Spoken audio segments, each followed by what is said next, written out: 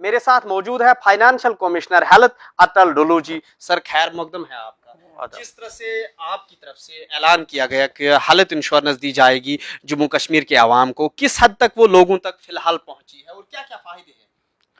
یہ جو آیوشمان بھارت کی اسکیم ہے یہ پورے ملک میں انہی لوگوں کو ملتی ہے جو کہ سوشو اکنامک سینسس میں ڈپرائیوڈ کیٹیگری میں آتے ہیں. تو جموں کشمیر میں ایسے جو کنبے ہیں ان کی تعداد 5,97,000 ہے. اس میں سے 65% کنبے ایسے ہیں جن کے پاس کسی نہ کسی ممبر کے پاس کارڈ مل چکا ہے، اور ابھی تک کوئی 1,07,000 لوگوں نے اس اسکیم کا فائدہ اٹھایا ہوا ہے. ابھی حال ہی میں ایک فیصلہ جموں کشمیر سرکار نے کیا صحت اسکیم کو لانچ کرنے کا، جس کے تحت جموں کشمیر کے ہر باشندے کو یا ہر کنبے کو 5 لاکھ روپے تک کا ہیلتھ انشورنس کور دیا گیا ہے.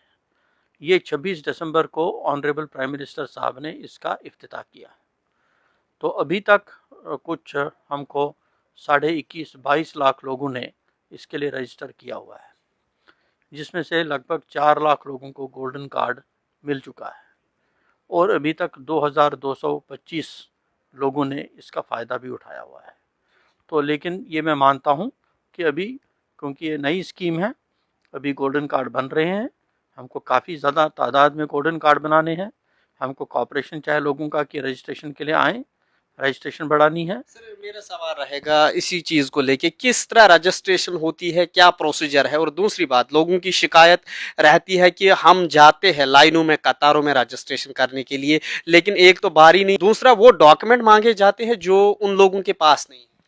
رجسٹریشن کرنے کے لیے 2 ہی ڈاکیومنٹ چاہیے، ایک آدھار کارڈ اور دوسرا راشن کارڈ. راشن کارڈ سے پتہ چل جاتا ہے کہ وہ کس فیملی کو بلانگ کرتا ہے، اور آدھار کارڈ چاہیے اس کا وہ بایو میٹرک ویریفیکیشن کرنے کے لیے. تو یہ ڈاکیومنٹ جس کے پاس بھی ہوں اس کا رجسٹریشن آرام سے ہو سکتا ہے. تو یہی 2 چیزیں چاہیے ہم کو رجسٹریشن کرنے کے لیے. اور رجسٹریشن کا جہاں تک سوال ہے، ہر دن روزانہ لگ بھگ 50,000 لوگ رجسٹریشن کر رہے ہیں. یہ بات صحیح ہے کہ اس کافی لوگ اس اسکیم کا فائدہ اٹھانا چاہتے ہیں، اور ہمارے کامن سروس سینٹرز کے پاس جا رہے ہیں رجسٹریشن کرانے کے لیے، گولڈن کارڈ بنوانے کے لیے. رش کافی ہے، ہو سکتا ہے کہ قطاروں میں رکنا پڑ رہا ہو، لیکن ہم نے کامن سروس سینٹرز کو یہ کہا ہے کہ آپ زیادہ سے زیادہ کامن سروس سینٹرز کو ایکٹیویٹ کر لیجئے. تو مجھے یہ بتاتے ہوئے خوشی ہے کہ لگ بھگ 5,500 common service centres Jammu Kashmir میں ایکٹیویٹ کیے گئے ہیں. جی سر. سر آیوشمان بھارت کے سوا دوسرے مسائل بھی جموں کشمیر میں ہے. طبی محکمے کو لے کے ضلع سطحی پر ہاسپٹل ہے، پرائمری ہیلتھ سینٹرز ہے، لیکن متعدد مقامات پہ یہ شکایت آ رہی ہے کہ وہاں پہ ڈاکٹر دستیاب نہیں ہوتے ہیں جو پرائمری ہیلتھ سینٹر ہے یا ڈسپنسریز ہے. جہاں تک ڈاکٹروں کی شارٹیج کا سوال ہے، ابھی ہم نے حال ہی میں کوئی 612 ڈاکٹروں کی اپائنٹمنٹ کی، کشمیر میں بھی جموں میں بھی. اور مجھے لگتا ہے کہ جیسے ہی یہ ڈاکٹر جوائن کریں گے تو کافی حد تک جو ہمارے N T P H Cs ہیں یا پی ایچ سیز ہیں جہاں پر ڈاکٹرز کی کمی تھی وہ پوری ہو جائے گی.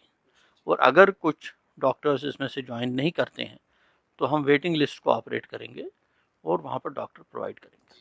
سر آخری سوال، عالمی وبا کورونا وائرس کا خوف تھا، اب آپریشن بھی کیا، ویکسین بھی آ چکا ہے، تاہم ڈاکٹر کتراتے ہیں. متعدد مقامات پر صحت عملہ اب انجیکشن کے لیے، ویکسینائزیشن کے لیے تیار نہیں ہے، وہ بھی خبریں آ رہی ہے، اور کچھ افواہیں بھی لوگ ڈال رہے ہیں. کیا میسیج رہے گی آپ کی عام لوگوں کے لیے؟ دوسرا وہ جو محکمہ میں کام کر رہے ہیں ہمارے ڈاکٹر یا ہیلتھ ورکرز. میں وہی کہہ رہا ہوں کہ یہ بات صحیح ہے کہ شروعاتی کچھ دنوں میں جو ہمارے ہیلتھ کیئر ورکرز کا ہی ابھی ویکسینیشن ہو رہا ہے تو وہ تھوڑے سے کترانے لگے کہ ہم دیکھتے ہیں کہ پہلے دوسرا لگا لیں، ہم دیکھتے ہیں کیا ریسپانس رہتا ہے.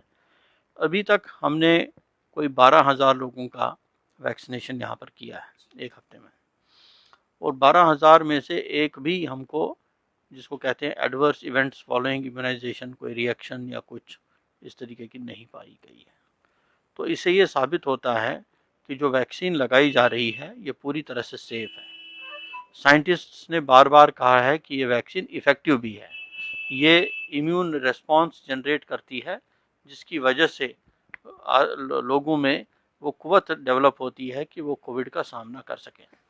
تو مجھے لگتا ہے کہ اگر یہ ویکسین کا ہم زیادہ سے زیادہ پرچار کریں تو یہ اچھا ہوگا، اور مجھے پوری امید ہے کہ آنے والے دنوں میں ہیلتھ کیئر ورکرز اور اس کے بعد لوگوں میں بھی کافی یہ ان کی مرضی ہوگی کہ وہ ویکسین لگائیں اور اپنے آپ کو فائدہ پہنچائیں. سر اس شدید سردی میں ہارٹ اٹیک کے کیسز وادی کشمیر میں بڑھ رہے ہیں، وہی جموں خطے میں بھی کچھ ایسی خبریں موصول ہو رہی ہے. کس طرح انتظامیہ تیار ہے اس طرح کے کیسز اور اس طرح کے مریضوں سے نمٹنے کے لیے؟ جی ہاں، بالکل ہم تیار ہیں کہ ہارٹ اٹیک کے کیسز کچھ ہم کو کشمیر میں نظر آئے اور جموں کے بھی جو سرد علاقے ہیں وہاں پر نظر آئے. ہم نے سارے ان کو سی ایم اوز کو، ڈائریکٹرز کو الرٹ کیا ہوا ہے کہ ڈاکٹرز کی ٹیم کو الرٹ کریں.